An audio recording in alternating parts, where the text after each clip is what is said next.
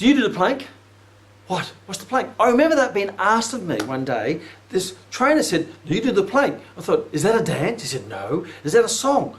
No. So, because I thought maybe it was like the latest Brothers Johnson song that goes, everybody come and do the plank. All right. No, that's not plank. That's the stomp. So I thought, plank? What's a plank? I've been doing this for a long time. I've been in this profession for well over 30 years. Hadn't heard of the plank. There's a new exercise. I said, wow, there's a new exercise. I thought, wow, is there new muscles that I don't know about? So no, this is the plank. It's fantastic for your abs. So I thought, okay, let's have a look at this. And it's now gone crazy. Everyone's planking. There are people around the world taking photos of them planking in different sites around the world on Facebook and says, there, I'm planking in Paris, I'm planking in LA, I'm planking in Atlanta, whatever it might be. So I thought, okay, what is this plank? And today's session is about looking at the plank because it's one of those exercises that's become, it's gone viral, hasn't it? It seems to, a new concept, a new trend, everyone jumps on board and runs with it. But half the time they don't even know what they're running with. Back in when I first came into this profession, back in the 80s, we were doing straight-legged sit-ups. And then we started doing bent-legged sit-ups because we realised straight-legged sit-ups is not good for your back. Then we did bent-legged sit-ups and we said, oh, well, that's probably not good for your back. So we did incline bent. Oh, no, don't do that. Then we did crunches. And then we moved on to all sorts of exercises. Now, the plank is the exercise. So let's have a look at it from an anatomical, biomechanical and a physiological point of view, so you can make up your own mind. And that's the purpose of this exercise series. It's not for me to tell you what to do, for me to ask questions to get you thinking based on your knowledge. I certainly hope you do have good knowledge, so you can learn to think for yourself and not just to follow a new trend in the fitness profession.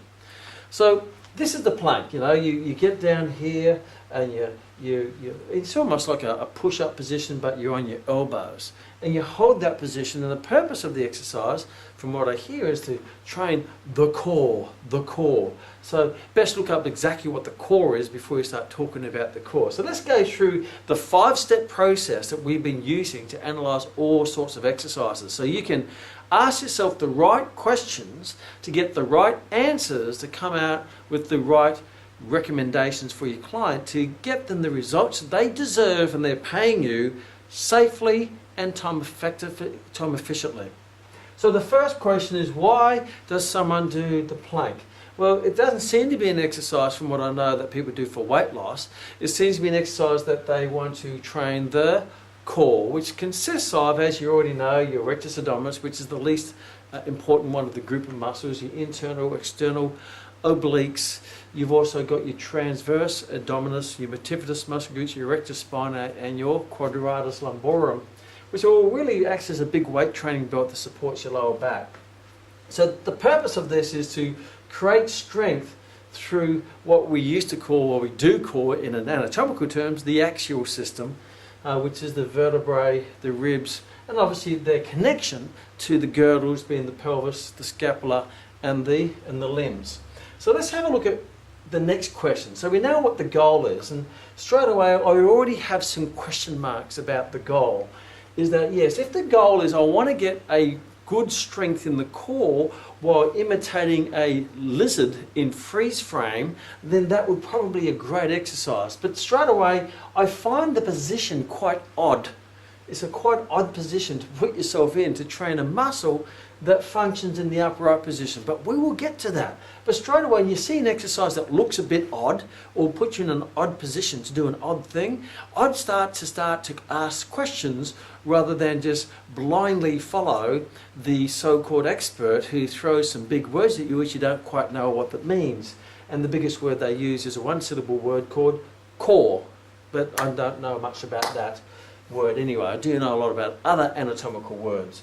So let's have a look at it from a safety point of view. So in this position, the strange thing is, and I have done this exercise and tried it out, I find that after a while a lot of people find it quite uncomfortable. The reason being is because obviously your point of contact with the ground is at your elbows and your toes, and all the weight really is going right through here. So if you look at the gravitational pull, it's pushing all the way through your lower back. So the line of load, the line of resistance on the exercise is going across the vertebral column, across the lumbar spine. Now we already know that when you take a force that goes across a joint, that's more likely to create what we call a shearing force.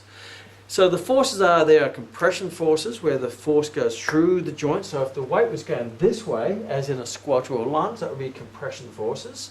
It would be traction forces, which is they pull apart. That might be doing if I'm doing a row or a chin up, where the bones have been, really the force is pulling them apart. So there's no real articulating wear and tear on the joints because they're being pulled apart. There's rotational forces, where you're rotating. Well, you're not rotating on this one. Some people rotate, they twist and all that bit. Well, that's odd, but we'll get to that. But this one here is what we call the forces going through the body, which puts what we call a shearing force through the body. So from a safety point of view, I'd have a question mark about that, because to maintain that position for a long period of time with those muscles, as soon as you start losing control, which a lot of people lose control fairly quickly, is that now they're going to start getting shearing forces. They might start getting a drop in the lumbar spine, causing anterior compression, the intervertebral disc and the lumbar spine, and start to create a bit of pain through there. So from a safety point of view, yes, if you're really strong and you're an Olympic gymnast or you've been practicing that, then okay, you can probably handle that for quite some time. But for the general population, I'd probably find that a very odd position to put yourself in. What I do notice when people do the exercise, they start to poke their neck and they start to go into this kyphotic position, and they go into a bit of lumbar lordosis position, because they don't have the full musculature control to be able to maintain that position. I understand that's the whole point, is why people prescribe it, because we want to develop the musculature so we can maintain that position, imitating a lizard. That's odd, or maybe a sausage dog, because that's where they live their life. But last time I checked, humans tend to live themselves upright. They don't live down here. And a friend of mine once shared with me, he says, well, to me the plank is a weak man's push-up. Because if you do a push-up, it's the same position, but at least it's a bit more functional, which leads me to my next question of how functional is it? So first of all, when you look at function, you've got to look at it a couple of things. First of all, look at the overall body position. Is this position, imitating a lizard, a sausage dog, is that functional? Is that what you do on a day-to-day basis? I don't know. Not on this planet the last time I checked. So from a body position, it's not really a position that you're required to be strong in, because it seems that people tend to live their life upright. And if they do go down to that position, they tend to be laying down. Is it joint movement functional? Well, again, while you need to stabilise those joints in that static position, and what would be the benefit from a functional point of view when you apply it to function, whether it be sport, whether it be life, or carrying your child up the stairs, or pushing the pram, or jumping or running, or whatever it might be. This seems to be body position dysfunctional, joint position dysfunctional, because joints aren't moving, they're static. And in life, joints move, and you need stability in functional movement, not static movement. So from a functional point of view, you are training a group of muscles that in the real world function the upright position, jumping, running, boxing, kicking, throwing, picking things up, pushing the wheelbarrow. Those muscles need to be conditioned and trained in what position? Upright. Because the core muscle groups, their design is to be able to stabilize the lumbar spine, the lower back, and the pelvis in the upright position in a dynamic fashion. But what we're doing is that we're training those muscles in a prone position, laying down in a static and prone, rather than upright and dynamic. So they function upright, dynamic, but we're training them static or prone and static.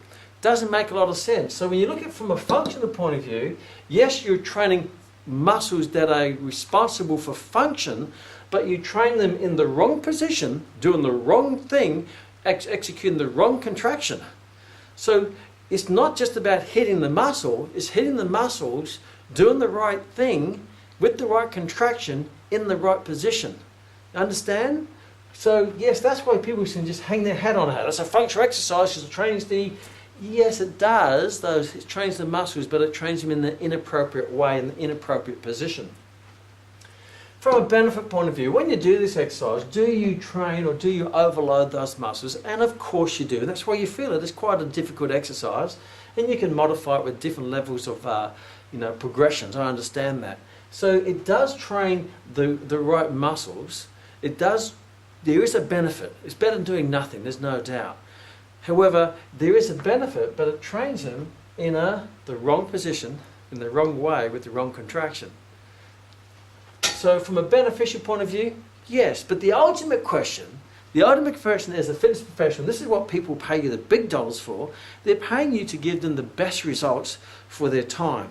So you always have to ask yourself, is there a better, more functional, safer exercise? Well, if you excuse the back of my head, well, first of all, the first rule is get the body in the right position. Well, let's just get it upright. There might be a good start, because now those muscles have to work to keep you upright, stabilize your lumbar spine and your pelvic positioning, whether it be lateral tilt or anterior tilt or posterior tilt. Get them working in that position and start to work those muscles while you do very functional dynamic movements in a controlled way. So what would be a better choice? Well, if you're doing, say, deadlifts or squats or lunges, any of those exercises, yes, you work your quadriceps, but when you work your quadriceps only work effectively if at the same time you're stabilizing your pelvis in the right position, stabilizing your lower back. So the body is completely linked. You don't just try to isolate, because in this one what you're doing is you're taking the quads out, because they're just holding this, and you're isolating this. But these don't work in an isolated manner, not in sport anyway, not in rugby league, not in tennis, not in life, not in pushing the wheelbarrow. Because when you're pushing the wheelbarrow, you're working these core muscles while you're driving the legs, or you're pulling something, you're working those core muscles while you're pulling something, or squatting and picking something up. So you have to train these core muscles, or the functional muscles that stabilize the lumbar spine and the pelvis, while you're activating the more action-orientated muscles, the quadriceps and the hamstrings and the calves and the pecs and all those other action muscles. So try not to segregate them. Don't segregate, do that, and then we'll do that, and then hopefully they'll work together. If you want them to work together, work them together. Now, if when you're doing a deadlift, for example, if your core is the weakest link, the abdominal group of muscle groups, if they're the weakest link, they will get stronger if you maintain good form, good technique, and slowly progress in your performance in that exercise. So a far better exercise to train the core muscles in a functional manner, in the right position, with the right contraction, with the right joint angles, doing the right thing, would be doing things such as squats, lunges, deadlifts, all those step-ups, all those exercises. Even going for a good hard run, you still have to train those muscles. They set the condition to stabilize your pelvis while you're running or lifting. And as you get fitter and stronger, so will those smaller muscle groups, because they tend to be more the weaker link in the movement pattern. So as the overall movement pattern gets stronger, the weaker links will get stronger. They have to, for the overall movement pattern to improve. So the plank is another creative exercise that's been brought to the marketplace, which many of the personal trainers and fitness professionals have just joined the herd, the flock of sheep, and just run down there without actually thinking about what they're doing. And the whole point of this exercise series, making exercise science simple, is to be able to look at all these exercises and be able to dissect them and use a process, a 5-step process, to analyze, are they safe, are they functional, and is it the best use of somebody's time? Because the last thing you want to do is waste someone's time, and the worst thing you can do is actually hurt someone in the process. So apply this to all exercises, not just the plank and the 100 different variations of planks on fit balls and planks on hills and planks hanging from the ceiling with a Tarzan rope. And ask the same questions. How is this applicable to life in the real world? And is it really functional? Is it giving me the benefit that I truly deserve and what I'm paying good dollars for?